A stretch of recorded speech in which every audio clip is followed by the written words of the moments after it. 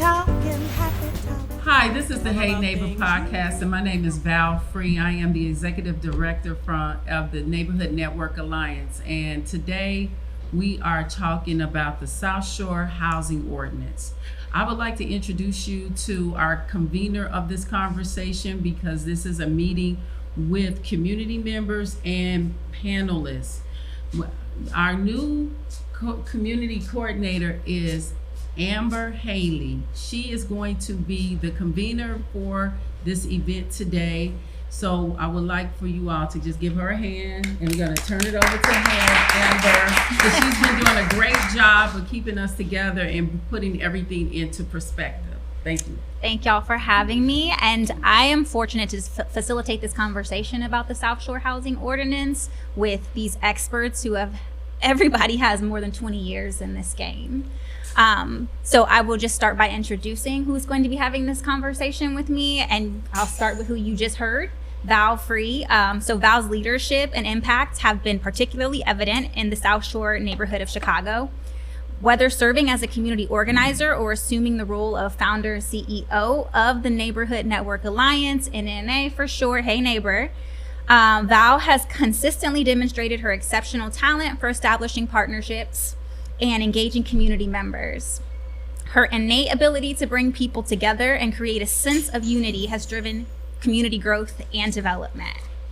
I will now introduce Adrienne Jones, whose career in government began during Mayor Harold Washington's administration. While serving as executive administrator to one of the mayor's strongest aldermanic supporters, Jones worked closely with the mayor's staff to ensure desperately needed constituent services and development opportunities were being implemented in one of the most economically challenged areas of Chicago. Then I will introduce Anthony Simpkins, who is a leader in Chicago's affordable housing community and has held multiple roles serving the city of Chicago. As managing deputy commissioner of the Department of Housing, he administered housing and community development policies, programs, and strategic investments.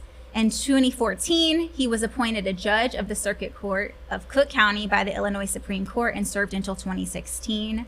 And I will then introduce our last panelist, Joyce Gibson, who is a local realtor and board member of the Dearborn Realtist Association, an organization for African American professionals in the real estate industry. Again, we have a wealth of expertise and knowledge. Each person here has contributed at least 20 years professionally to Chicago, and you'll hear a little bit more about South Shore specifically.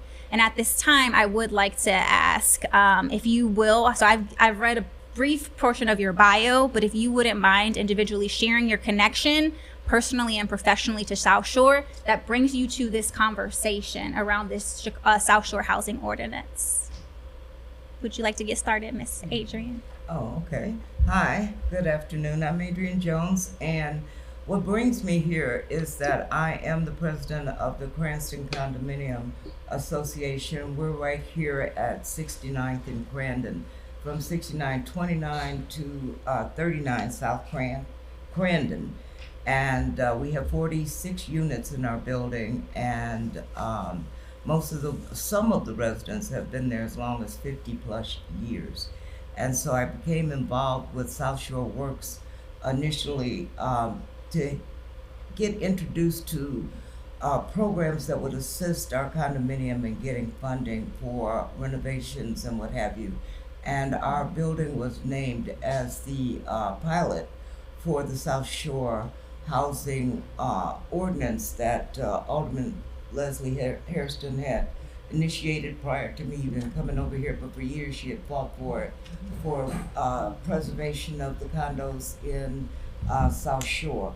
And so we are the recipient where we're not yet, but we're working towards getting the funding to help fix some of the things in our unit. And having lived in South Shore most of my life, and my children being raised here and whatever, I have seen South Shore turn from a mecca of wonderfulness into it's heartbreaking to see some of the things around here. Excuse me, my husband and I, we were married over almost 60 years ago, and we used to come here for dates when the currency exchange was the coffee cup, and you had the Hamilton and the Jeffrey theaters, and you had all kind of shops and shopping, and you could walk freely, and it was beautiful, and you're near the lake. And I was on the committee to save the South Shore Country Club back in the day when they then the city took it and turned it into a park district facility. So I've been around and I've been involved in this community for a long time, and I'd like to work with everyone to get it back to where it was. Thank you, Miss Adrienne. Anthony, would you mind going next? Oh, sure. Hi, everybody. Anthony Simpkins. I'm currently president of Neighborhood Housing Services of Chicago, which actually will be celebrating our 50th anniversary next year. And it's an organization dedicated to revitalizing neighborhoods and helping people to improve their lives and build wealth, primarily through home ownership. We do mortgage lending and home buyer education, financial counseling, real estate development. We do policy advocacy. So we do a bunch of stuff. I actually am a resident of South Shore and grew up in South Shore. My father was in the military and we were stationed in El Paso, came back to Chicago, and lived at 6733 South Merrill. We moved from there. We were on 70th between Crandon and Oglesby for a long time, and now I own a house over on 80th and Paxton. So I've been in South Shore pretty much my whole life. And I also remember when the Hamilton Theater was open, there was a candy store, and 71st Street was this thriving commercial corridor. South Shore became primarily African American right around the 1950s, and it was also an area, much like Chatham, that had a strong black middle class and was primarily owned by African Americans. The real estate in South Shore was actually primarily owned by African Americans. I contend that the foreclosure crisis, one of the results of the foreclosure crisis, was probably one of the largest transfers of black property ownership and wealth, probably in the history of Chicago. And we lost a lot of that black property ownership, both multifamily and single family properties, as a result. And so, working on the CBA ordinance, making sure that that this housing preservation ordinance makes a space for avoiding displacement of current residents, including low-income residents, but also spurring economic development and helping us improve black real estate ownership, a strong middle class, and increasing home ownership in Chicago. So I'm lucky to be working with all of these community advocates and experts to hopefully help to shape this ordinance into something that's going to be beneficial for the neighborhood. Thank you, Anthony. Miss Joyce, would you mind? Okay, good morning. My name is Joyce Gibson, and most days I don't really know what I'm doing. Professionally, how I make my living is I'm in real estate, but 90% of the time I'm doing what I do that's not making a living, but making a life, and to make a life and to help make a life for the people that live and look like me in our community. The lady on this panel said he worked on the Save the South Shore Country Club Coalition. I did as well, and I called the South Shore, the Cultural Center, my house, because I was blessed to be the public relations coordinator for the whole activity. I always say that I'm the reason Henry English came to South Shore. I brought Henry to South Shore, fighting all the way, and then he got here and worked on this project and stayed as he started Buffy, Black United Fund of Illinois. So I have a lot of history in this community. I live here, lived in South Chicago. I own here, my children are here. They own homes in South Shore. So I have a real interest about what happens in this community. And as I said, I have to really think. My office says, please, Ms. Gibson, stop taking Prevagen. Because when you take Prevagen, you don't remember anything. It's hard for me to keep my days straight, where I'm working, what committee I'm working on, because when we talked about preservation of properties in South Shore, We are putting together through the chamber, a committee right now that's going to address two issues.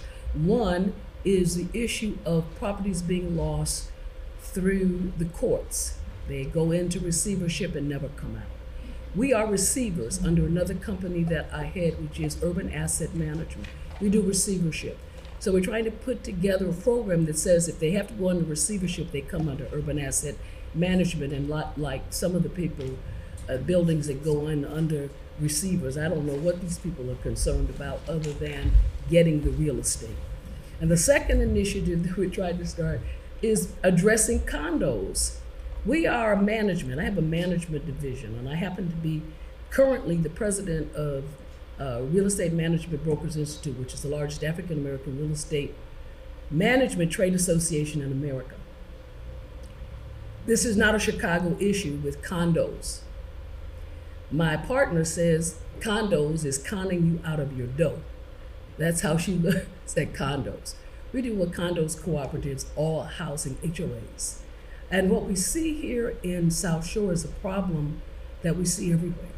And that is investors in these condominiums that is stripping our community of wealth. And so we're addressing all of those issues.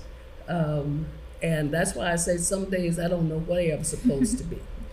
But I try to make it wherever it is that we're discussing about housing, because that's important to me. So I'm so happy and blessed to be here today. So thank you so much.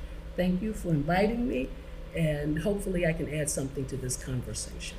Thank you, Ms. Joyce. And before I throw it back to Val to answer the same question that everyone else has, I just want to reinforce the fact that you're here because NNA put together talking points to how we improve and move the South Shore Ordinance along. But everyone here, the people who are a part of this, are experts who are lifelong South Shore residents and experts in their fields. Government, policy, development, real estate, it's important. And also you have people who saw what it was when the Black middle class was thriving and could define what it wanted to be for itself.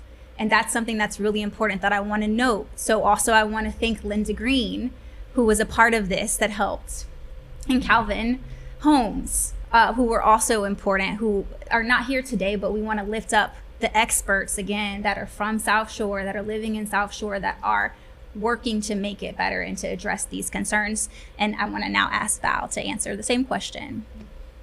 Well, I grew up in South Shore. I was 8 years old when I moved here. So I knew 71st Street when it was thriving. And one day I woke up and it wasn't anymore. So I knew 71st Street when they were trying to get rid of Owl Park, or for those who knew about Owl Park. And then one day I looked up and it wasn't here anymore. So I've been in South Shore all my life. I've raised my son here. He doesn't live here, but I did raise him here. So I went to O'Keefe and I went to Bryn Mawr. So there's that in terms of elementary school. So I've been here and I started organizing here because I saw the neighborhood that I grew up in. After I left corporate America and looked around, because while I was in corporate America, I never paid attention. But once I, pulled from that and I turned around and looked, I'm like, the children are hanging off the buildings. What is going on? So I just started organizing community members around what can we do to improve what's happening here. So, Thank you all. So it is no secret that Chicago's Black population steadily declines. That is the case also in South Shore as a predominantly Black community area. How has South Shore felt that loss from your perspective? And I open that to anyone. Oh, we definitely have felt that loss in terms of what it looks like to bring resources to the community and our voices being raised on certain issues around Black issues. I think those are the main things that I can see. And then just when it's time to galvanize the people that need to be, the people that are most affected, if they haven't moved or died, it's a challenge. I think that population loss is, especially population loss of African American population is a dynamic that the entire city has seen. You have neighborhoods like Austin and Inglewood that have seen the largest loss in Black population, and when what the loss in population translates into is the loss of an economic base for the community. It's the loss of residents that can shop at local businesses. It's the loss of residents that can go to the alderman's office or show up at city council and make their voices heard about issues that are important to the neighborhood.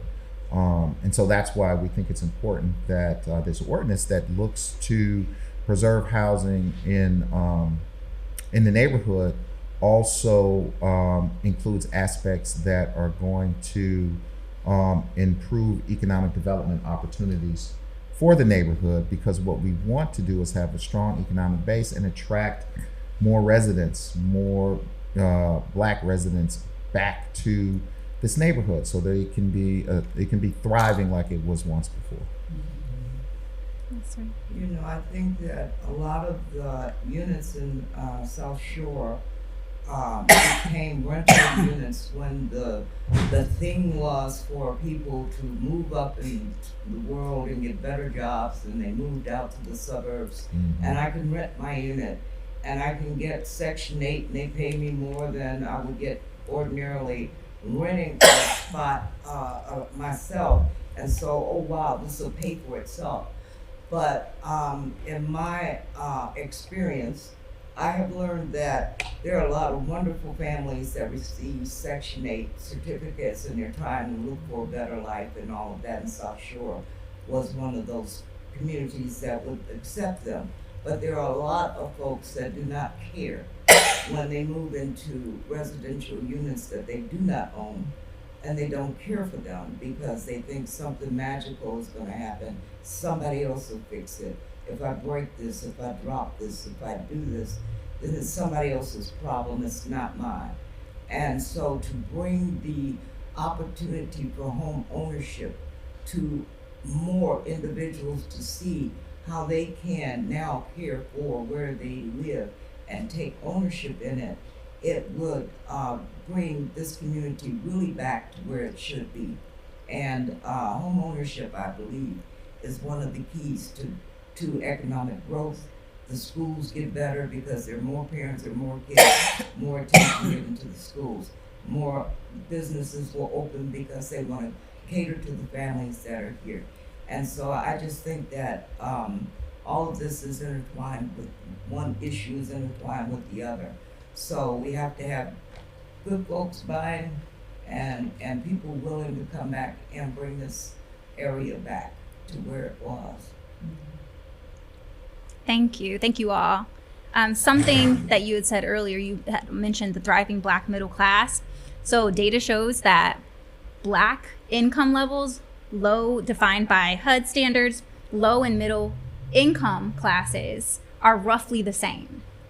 But we see in South Shore that the portion of its population is about 2% of Chicago's population. But its share of vouchers is over 3 times that amount.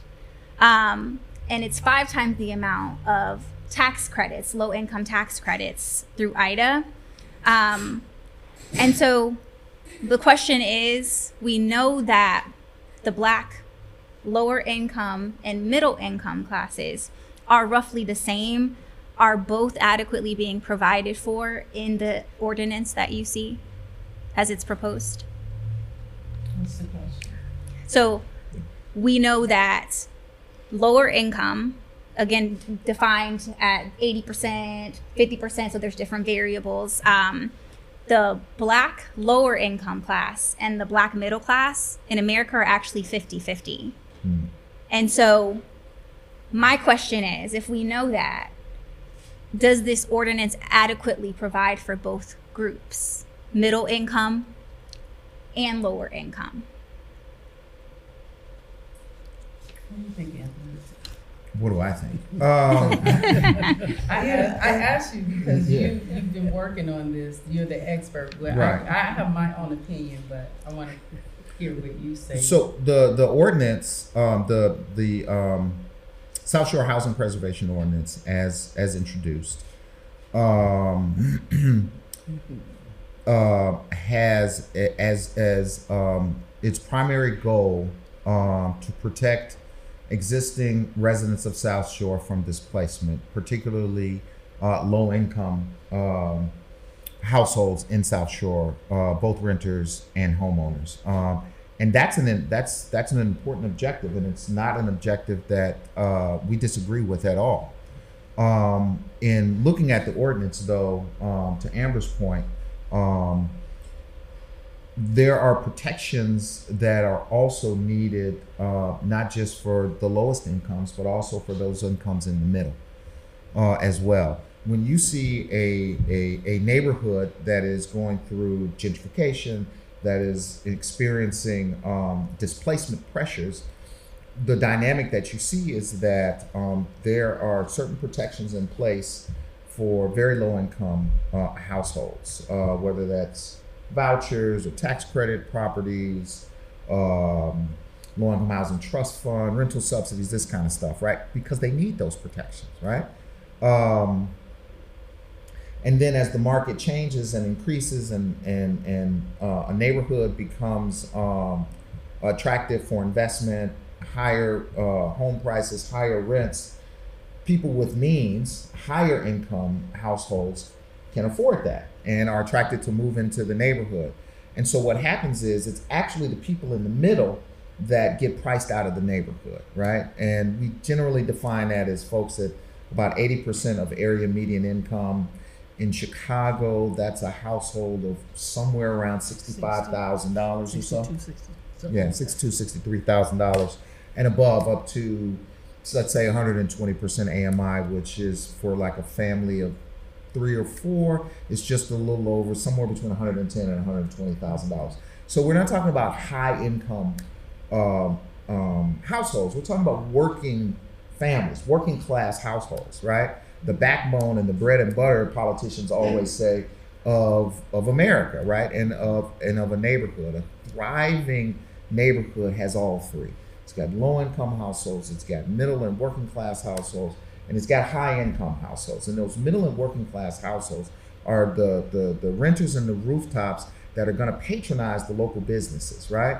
And so it's important also for the economic growth of our commercial corridors and our small business owners. They are also the people that are most likely to own your small rental properties, your 2 to 4 flat properties as well. And so the recommendations that we make to some changes to this ordinance are to shift the balance a bit to make sure that there's protections for low-income renters, to make sure that landlords that rent to them are responsible for making sure that they live in quality, safe housing, but that there's also protections and economic assistance for those people in the middle. One of the things we know, for instance, is that the homeownership rate in Chicago is somewhere around 35-40%. It means around 35-40% of Chicago residents own their home. In South Shore, it's less than a quarter. And so that's an imbalance, right? So we want to, again, right, promote the growth of Black real estate ownership in this historically Black neighborhood. And so increasing home ownership is very important. And that's those folks in that middle range. That's those working families, right? So we want to increase the populations of the working families, incentives for them to stay in the neighborhood, move back into the neighborhood, right? Young professionals like my kids, right? Who are attracted to, the North Side and, want to live in, Fulton Market and all that stuff. Let's explain to them how home ownership is not only a base for your family, right? But it's also an economic base for your family as well. Come back to the neighborhood and help build the neighborhood that you grew up in, right? That's super important. And those are some of the aspects of the changes that we want to see in this CBA ordinance. Val, did you have anything you Okay, wanted? if I can just say something, I may not always be politically correct, as they know. And what we're talking about right now is one of the things that we're focusing with the chamber. Let us be very, very clear. One of the things about South Shore that makes South Shore a unique community is all of the wonderful multi-unit buildings that we have in this area. We have a lot of apartments. We have beautiful buildings. We have landmark buildings. In 2008, when the market crashed, a lot of these beautiful buildings that had been converted to condominiums, and I'm going to stay on this one because people need to really focus on this. A lot of the transference of those condos went to investors. Because if you live in a condominium, the minute it drops below 51% owner occupancy, you cannot get a mortgage anymore. Right. And so what has happened, as some of the people decided they were going to move out to the suburbs, I'm going to keep my condo and rent it out. Guess what happened? Now in most of these buildings are teetering on going below 51% occupancy. A lot of the investors, I manage a building right now, I was on the phone with him last night in this argument. 16-unit building in South Shore, beautiful building. I took it over when they converted it in 2004. I've seen this building go from 100% occupancy down to one owner occupying a unit, 3 owners, out-of-state owners, and 1 person owns the rest, because he bought them up between 2008 when the market crashed and now. So as a management company, I tell people I will manage an apartment building, but I sign a contract to manage an apartment building.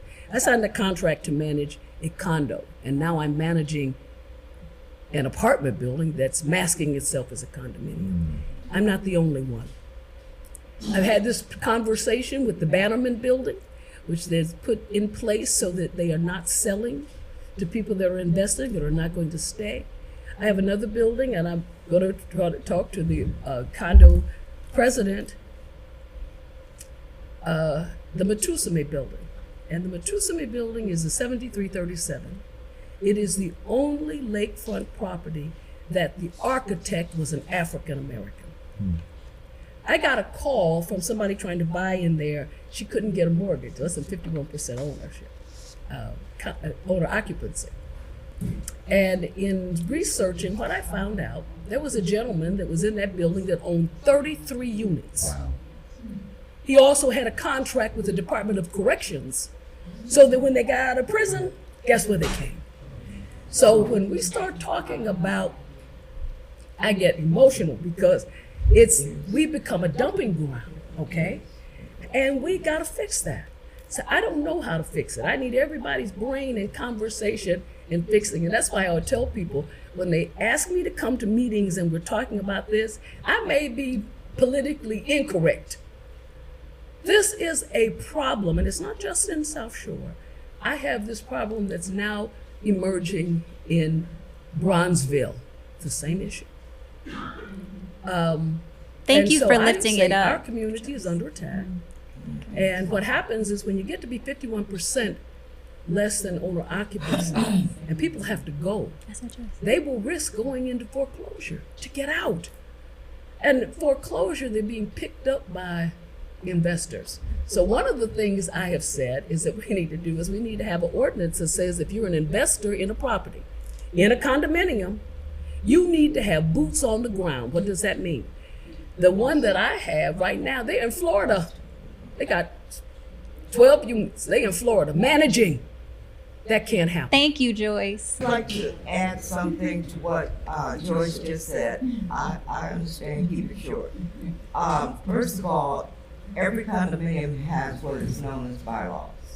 And if your bylaws, you make it so that no one can own more than 2 units, 3 units. You have protected yourself. Right. Okay?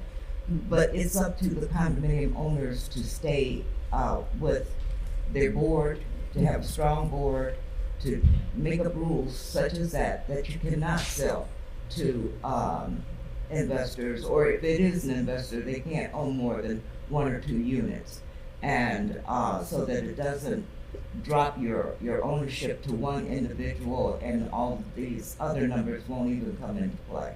But that was just one correction. There are condominium laws that protect people from that kind of thing, and 85% of the people have to vote for these other folks. But if you allow everybody to come in and buy it, then you've ruined yourself. So you need to get condominium advice and how to run a condominium so that you don't run into that. Thank you. And just one of the recommendations you'll learn on this, we have 4 main overarching themes with multiple recommendations, and one that relates to what both of these women has just shared is one that says to make permanent the Shared Ownership Housing Preservation Fund at $5 million each year. This fund was created in 2022. It was temporary, but our recommendation is it's something that we know can be done and does exist.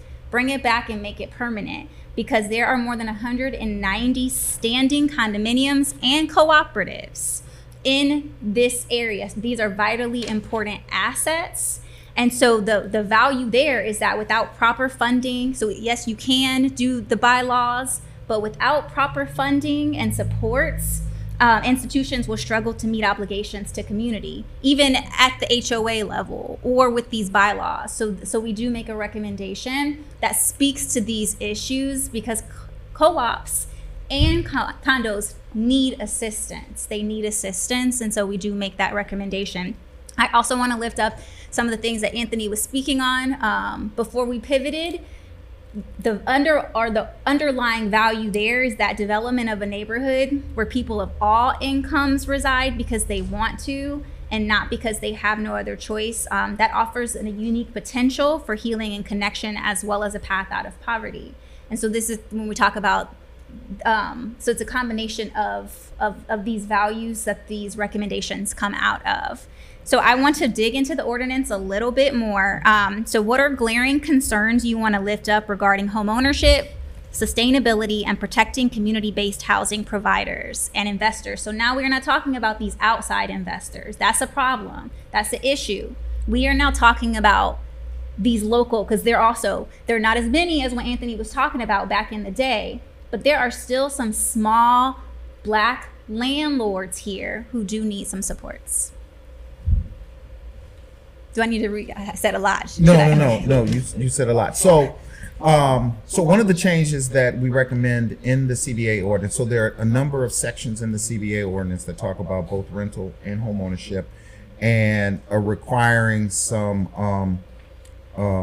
income requirements for existing or new rental properties that come online, and also income requirements with regard to new homes that are constructed or developed as well.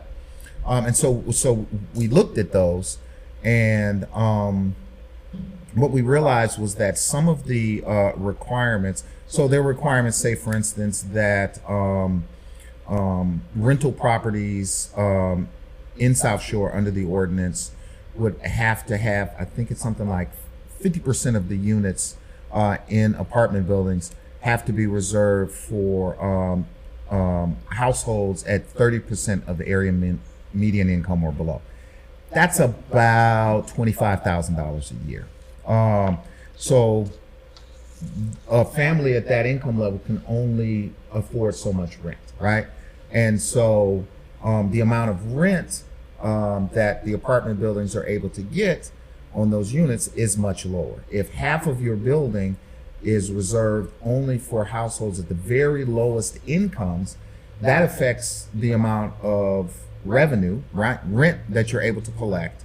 You still have to keep the repairs on the apartment up. You still have to pay your taxes. You have to pay your insurance. If you're a building owner, you probably are paying a mortgage as well. You're paying some employees to take care of the place. And so the buildings have to generate enough income for you to be able to cover those costs, so that you can what? Number one, so you can make a living, but number two, so you can maintain a quality building, right? This becomes particularly important for the owners of smaller buildings, small, what we call mom and pop landlords, who may own a 6 flat or own a couple of four flat buildings or own 2 or 3 2 flats, right? Their margins are very, very small, and they can't absorb that kind of reduction in income. So what we had suggested, just like we said that a thriving community should have an array and diversity of incomes in the neighborhood. Also, in order to make sure that these buildings remain viable, quality buildings, and that the owners can continue to maintain these buildings, and these buildings can be a source of wealth generation for them and their families and the neighborhoods, there needs to be a more logical mix of household incomes if you're going to make household income restrictions on rental properties in the neighborhood, right? So a smaller percentage would be set aside for very low incomes, and more units would be set aside for families in the middle. This means 2 things. Number one, again, families in the middle don't get priced out of the neighborhood. There are protections for the lowest income households, but also we're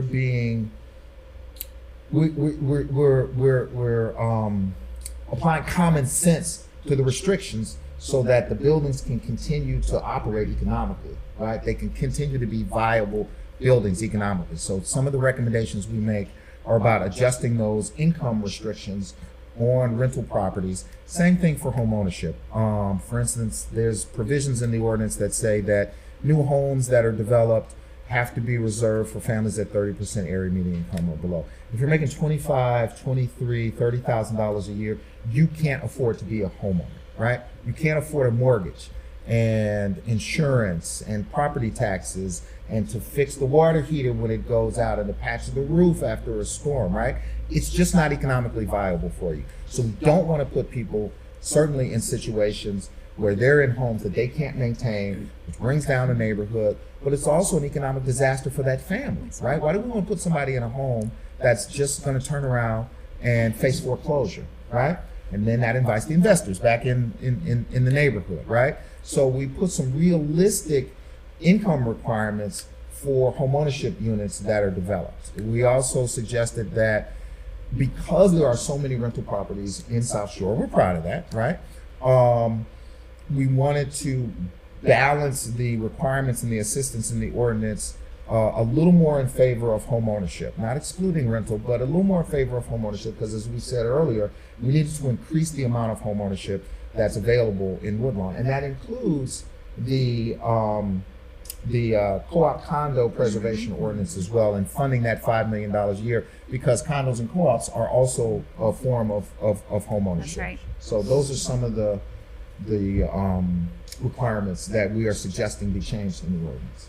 Does that answer the question? That answers the question perfectly, and gets at a number of our recommendations. So the goal of the podcast is not to read off these recommendations to you. We're just having a conversation, and the logic behind them and what they are just is going to naturally flow. So thank you, Anthony.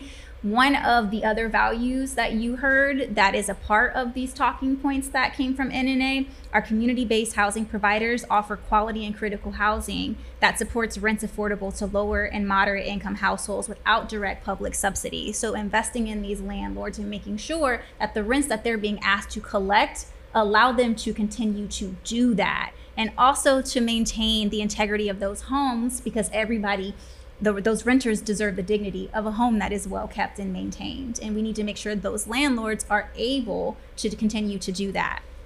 So the ordinance covers only one of 3 wards in South Shore and extends to include parts of Woodlawn. Woodlawn has its own housing ordinance, and Greater Grand Crossing.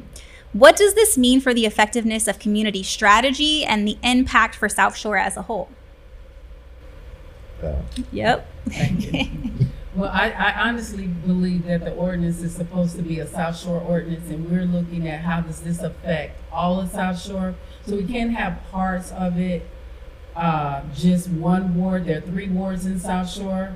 All 3 aldermen should be working together on it. All the residents should be working together on it, because if you look at some of our wards, they're pretty much kind of like gerrymandered. A block may be a 7th ward on one side Fifth Ward on the other, and they have different ways they're doing things, different philosophies that they're doing things. So the goal is to make sure that all of South Shore is getting the same benefits. And because if we don't, it's going to affect. If one part of South Shore gets these benefits and the other one doesn't, that's not a unified South Shore. So we have to make sure that South Shore speaks to this as well, not just the 5th Ward, the 7th Ward, and the 8th Ward. So we're advocating for all of South Shore. This ordinance is for South Shore, 5, 7, and 8.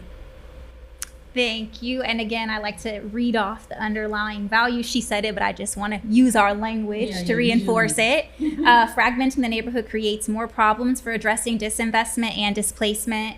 Our neighborhood must be treated as one whole community. If not, the most well-intended programs run the risk of failing or making things worse. So at the beginning of this podcast, you each, and this will be the last question that I direct because I want to open it up and make sure there's time for anyone in the audience to ask questions. So essentially, this ordinance was not proposed by South Shore residents and experts. Correct. That is the issue, or that is the point. And so what does that mean?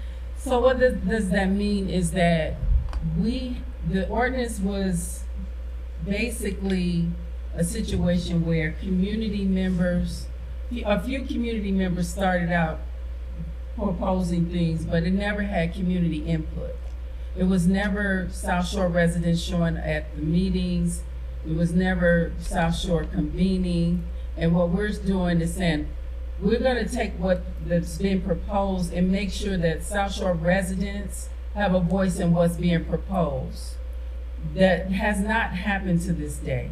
So this is why we are holding this meeting and the meeting where we're gonna open it up to a South Shore resident only meeting on Saturday, because we have to make sure that everyone from South Shore that's interested in knowing what's in the ordinance and what are the recommendations, hear them out and voice their opinion. But we gotta just make sure that South Shore is in the room, not people from other neighborhoods, not people being bussed in, but people who live here that can actually say that I had a part in that and I gave a voice in that, and they're comfortable with it, versus what we've been hearing in different segments of South Shore and different meetings where they're not comfortable with what's being proposed. And so this is our opportunity to give community members to give their feedback and to say we can move forward with it and give it to all 3 aldermen. Thank you. And do you want to just add a little bit as to how we did incorporate those practices to come up with these talking points? Just so that we're clear, back in 2020, we worked with the University of Chicago, South Shore Works, South Shore Chamber, and the NNA to do what we call the South Side Housing Data Initiative. There were 3 neighborhoods that were involved: Washington Park, Woodlawn, and South Shore. South Shore, we had survey day, where at one Saturday every month, we had community members walk the community. They would come out, volunteer their time, walk the community, survey every lot, every plot, every part of South Shore to put into the system that they were using. Once we got all of that completed, the University of Chicago came back with the South Shore Housing Data Report. That's online. We can make sure that you have it if you want the hard copy. We have them in our office. But you also can go on our website and find that report. And once that report came out, we called all of the housing experts in South Shore that we know, said, hey, we would like to get your feedback and your recommendations on what we should be doing with this information. There were several recommendations that came out, which is in the quality of life plan. So once we did that, we began to start looking at how do we begin to execute these things. But all while we were doing that, there was another organization that really just didn't want to work with us on this. So we had to just continue to work. Now we're here where we have the experts who stuck with us and as an ad hoc committee to really, really, really give their professional advice on what this should look like. So these talking points that we have here, they are what came out of those groups. They came out of this group where, like, as I said earlier, where these experts took 4 months, where almost every Saturday they met up to talk about what was in that ordinance. They took that 88-page ordinance page by page and dissected it to make sure that South Shore had something that came from the community. These are not people from outside of the community that think they know our community better. These are people who live here, who love being here, and they love the diversity here. And so where they could possibly live other places, they choose to stay here. And they gave their input to make sure that we have a stabilized South Shore, a South Shore that's stabilized and thriving. So what we're saying is we want to make sure on Saturday, when we hold our meeting on Saturday, it is resident only. You can't come in without an ID. It's resident only, because we want to make sure that our elected officials know that it came from South Shore residents. Thank you. And self-determination is one of my favorite words. So that's basically what she's saying is that South Shore should determine where it's going, what it's doing. Mm-hmm. So, okay, the last question is, each of you related to this South Shore ordinance, please share one of your overarching themes or something that's missing from the conversation, or a point that you just want to highlight. 1 minute or less, please. All right, Anthony, please. Yeah, so I'm just trying to think of parts of the recommendations that we didn't touch on. So there's a provision in the ordinance. The group that put this ordinance together included a number of provisions on tenant protections that some of the tenant advocacy groups have been working on for many, many years. And they saw this as an opportunity to actually put these in an ordinance in practice. And one of those is the Office of Tenant Advocacy. And one of the recommendations so the Office of Tenant Advocacy under this ordinance proposal would be a city government office that would be in charge of, if tenants need relocation, or they need a lawyer because they're being evicted, or there are grants that are coming out and they need to protect them with grants. That all sounds really good, right? Mm-hmm. That's great. However, there are already nonprofit organizations on the ground in South Shore that do all of this already. And they are people that are like NNA, like NHS, right? There are people from this neighborhood who do this work every day. They already know the residents. And so why would you then take the funding that would normally go to these organizations, that funding that then pays the salaries of residents in our neighborhood that work at these nonprofit organizations that provide resources and information for their neighbors? Why would you take that money away and give it to some government agency when the ordinance should require the city to provide the kind of proper funding that these already existing organizations need to continue to provide the resources and information and assistance to residents? So we suggest get rid of this idea of a tenant advocacy, Office of Tenant Advocate, and properly fund the existing nonprofit organizations that already do this work. I agree. It's a very important one. Val? I think this is the first phase of just addressing what has been proposed. I do think there are other things that need to be proposed that's not in this ordinance. How do we maintain a healthy Black population? What does that look like? What does it look like to have something that's specific to condominium ownership, especially the preservation of the landmark buildings that are here, which takes a lot of money to keep up, rehab, address, maintain. What would that look like to make sure that there was funding that's specific to those type of things, I would say. Thank you. I would like to say, particularly about condominiums, your individual owners. and you're in one shell, that you take care of this shell together. That is your responsibility as an owner. And so each one of those units are your homes. Those are your homes.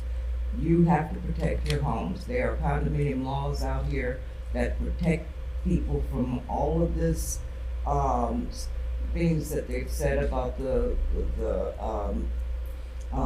investors and what have you. If you follow your guidelines, if you stand together as condominium owners, if everybody goes off on their way, it's just like anything else, it doesn't work well. Okay, so that's how they get in and that's how they take over, is if you don't work together to maintain the place that you live. As far as low-income residents are coming in and trying to obtain ownership, the Chicago Housing Authority, which issues the vouchers, okay, they also have a way that you can use that voucher to buy a unit, and therefore making you also an owner and care more about, you're just not a renter, I'm part of this community, I own in this community, I want to do my share in this community. So I think things need to be done to promote this idea, because from what I understand, they don't use a 10% of the money that they have already set aside for this program. The one issue that I have is that South Shore, Grand Crossing is Grand Crossing, and Woodlawn and et cetera, but we all live here together. And, you know, like across the street, maybe Grand Crossing, down this way is Woodlawn and all of this. It's not one contiguous ward. So outside of getting all of the aldermen on board with a South Shore ordinance, you need to have an ordinance for this area. You might want to call it something where everybody that touches everybody is also covered, because if you don't cover Grand Crossing, you know, and they're left out and you're across the street from them and they don't have the same protections, you all live in the same neighborhood. Yeah. You know what I'm saying? So that you gotta be more inclusive. I understand the issue about South Shore. I love it. We're living here. We're the largest community that lives, Black community that lives on a lake anywhere in the United States. We have to be here. We have to maintain this community, and we want to bring it back. But we've got to really think, you know, strategically on how all of us can get together and do something. But I do understand the point about South Shore, because I'm interested in South Shore myself. I live here too. You know what I'm saying? But, you know, there's so many other things that people will cut it up and say, well, this can't happen because of this.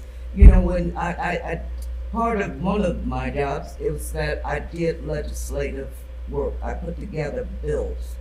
And this is, you know, and I'm hearing this and I'm going, oh, that's not good. You know, you gotta work together to make the language so it works for everyone. You go to excluding people, it gets cut down, gets cut away, and you get 1/5 of what you want.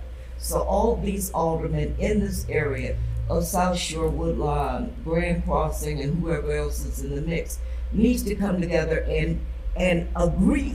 First of all these communities need help. All of us are living here together. All of us want to maintain our houses, and we don't want people displaced or anything. We want to increase, and we want to build, and we need to do that together. It can't be you against this one and that one. It's got to be together, or else it's not going to work. But I appreciate you asking me here, and and for the opportunity to speak. Well, you're not done yet. Somebody might have a question for you. So I just want to thank you for part 2. One moment. So just like apparently I'm hearing a theme. There is going to be, this is part 1 of the South Shore CBA. 1 minute or less, please, Miss Joyce. The only thing I want to say is that I think it's great when we have these meetings, and we've had them over the years. My only question is, okay, so who is the entity, the person, the whatever, that makes sure that there's follow through? I'm tired. You know, I've gone to so many meetings and we were talking about the same thing. Yes. And then 2 years from now, after all is said and done, we come back together and start talking about the same thing over and over again. Yes, ma'am. Thank you for those final comments. So we are opening it up to questions. Anybody has them? Yes, ma'am. Hi, I'm Deborah Harrington. I just want to thank all the panelists. I learned a lot today, and I'm a long-term South Shore resident. I've been here probably, I know, well over 50 years. My parents moved here. I really appreciated Adrienne's trip down memory lane, because I remember what South Shore used to look like when it was really a robust and thriving community. My question is about, I've lived in a couple of co-ops on the riverfront, and I still do, about the investors. And I'm just wondering if the ordinance has room, because I've seen the investors and those coming, carpetbaggers coming over here looking for properties. But is there room for some sort of aspect of the ordinance to create some accountability for investors? I mean, what might that look like? People who really are watching these buildings that are, shared ownership buildings, move beyond 51% and then, pounce on them. And then it seems like after that, things just go awry. So might there be, or just putting it out there, would there be some way to really look at that? Because I think that has had a really pernicious impact on the housing, and the stats here say, there's 190 condominiums and co-ops, and so, it's not a small population that's been impacted. So if not, but I'd really like to see some way to actually put some teeth in the ordinance that is going to really hold investors to account, or just look at this process and see if there's a way to prevent that from happening. Thank you. Me.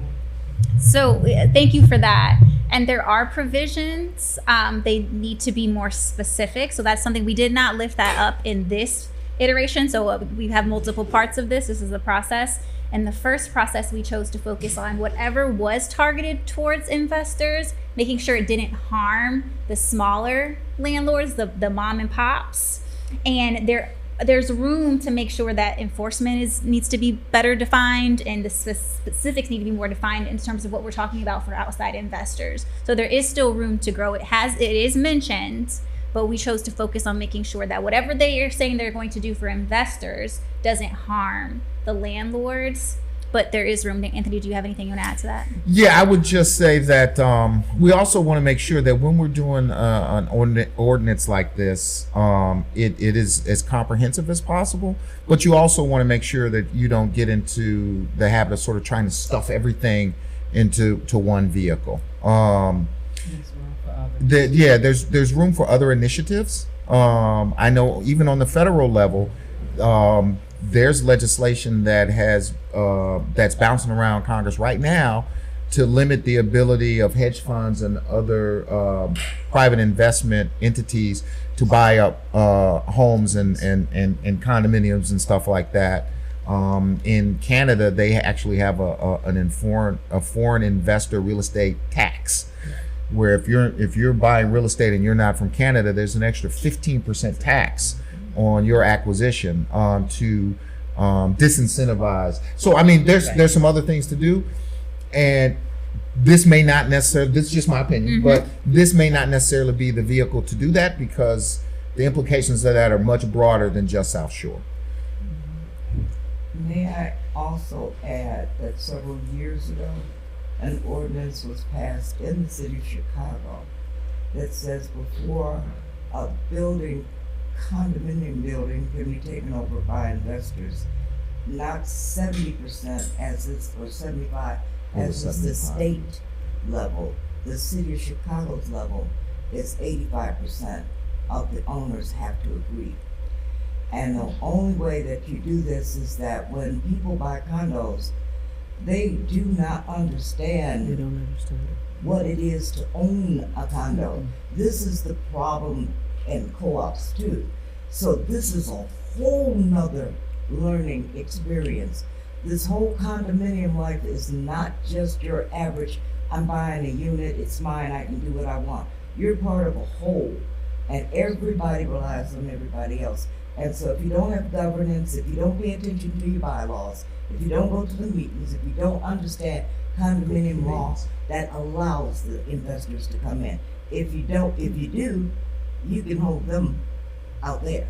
But that's a whole nother education series right there. So one of the provisions in the ordinance is to fund the Center for Shared Ownership, the Shared Ownership Preservation Fund, and that includes grants and help with financing to do like critical repairs and stuff, but it also includes training for condo boards and associations and residents on governance and all of these kinds of issues. So that's why this is really, really important.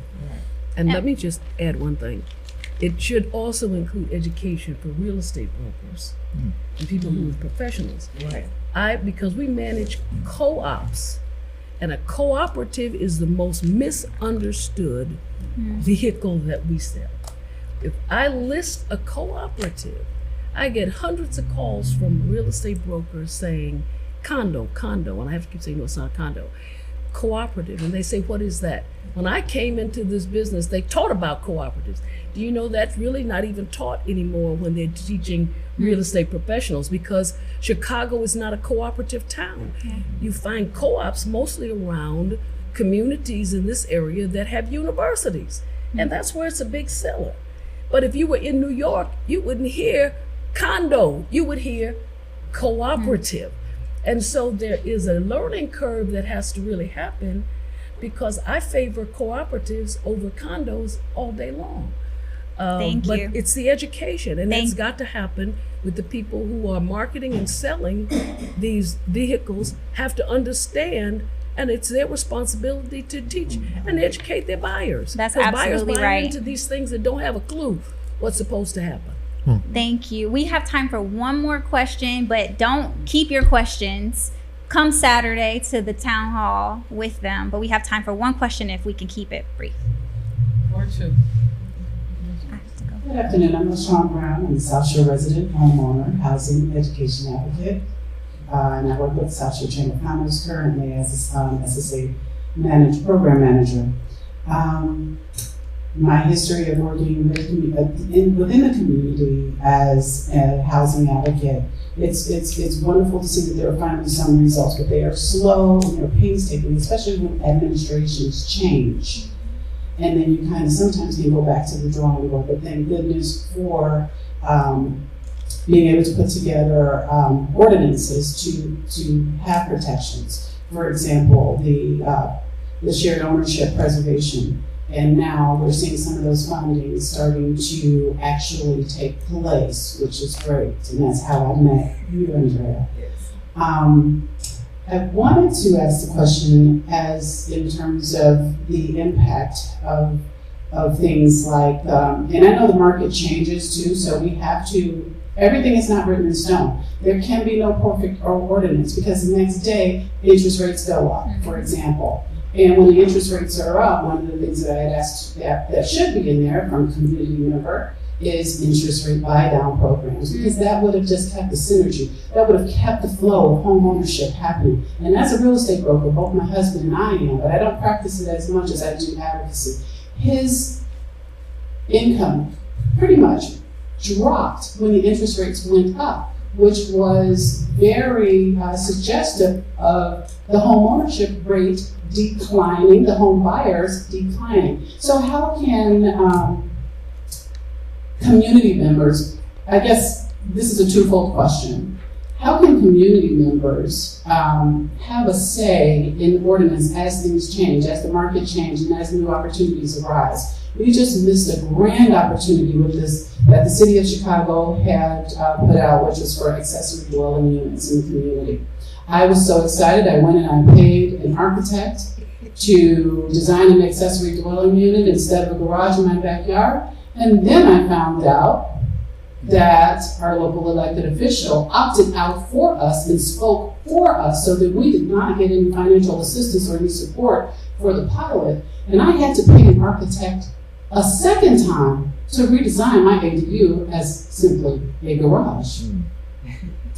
And the grant programs, the low interest rates, low interest loans and things like that, and matching funds program, ADUs is actually an opportunity for housing affordability. When you have these beautiful, large single-family homes in South Shore, huge basement, or a 2-flat, huge basement, and sometimes we have people living there, but they're not legal, they're not safe. And it's very, very expensive to add a unit. So how do we, in this ordinance, put something in place to empower the people to have a voice when something new arises in the city? And we don't have to have one person speaking for us, but the community speaking for us. Thank you for the question. I'm looking at you, Val. Well, one of the reasons why we are here today is to hear those type of concerns so that we can look at how we can put that into what's happening now with this present ordinance, or as we're looking at, we know that we can't stuff everything in one ordinance, but what happens with the next ordinance that we need to be writing. So when community members are right now, like you LaShawn, and those that are gonna come on Saturday, they're gonna come up with, you're gonna hear a lot of stuff that we might not be hearing, although we are all in these rooms with community members on a regular basis. But how do we hear what's going on and say these are the issues that have come out of that, and what do we need to do that? So for instance, what you're talking about, it might not go into this one, but as we are looking at other things that we need to write about or be proposing, it may go into that one. So it's not falling on dead ears. It's just where do we need to pose it with what's happening now? We know that the mayor wants to ordinance for South Shore right now. So can it be in there right now and it'll be something as comprehensive as it needs to be? Or do we need to wait until we go to what we need to focus on next? Because there are other issues that we cannot discuss right here that need to be addressed that we've been talking about. So just we thank you for your time, and we will conclude this podcast recording. We hope that everyone comes out with their lingering questions, having read through the document, with some more feedback, some more great ideas to the town hall this Saturday. I want to thank the panelists. Again, each person has been in this game for a minute and is committed to this neighborhood, knows what it was, knows what they want it to be. So thank you for coming out. And Val, do you have any last words? You want to close us out? No, just make sure you come out on Saturday. It is going to be important that you come out on Saturday. It's also going to be important that we fill the room with South Shore residents, meaning tell your neighbors.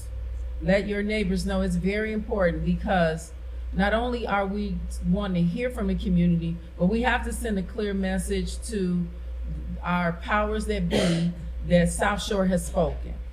They either approve or disapprove of what we're saying or what needs to be added on. And if it can't be added on in this particular ordinance, again, we are looking at other things that we have to work on. But we had to address the current ordinance because it was going to be pushed without us.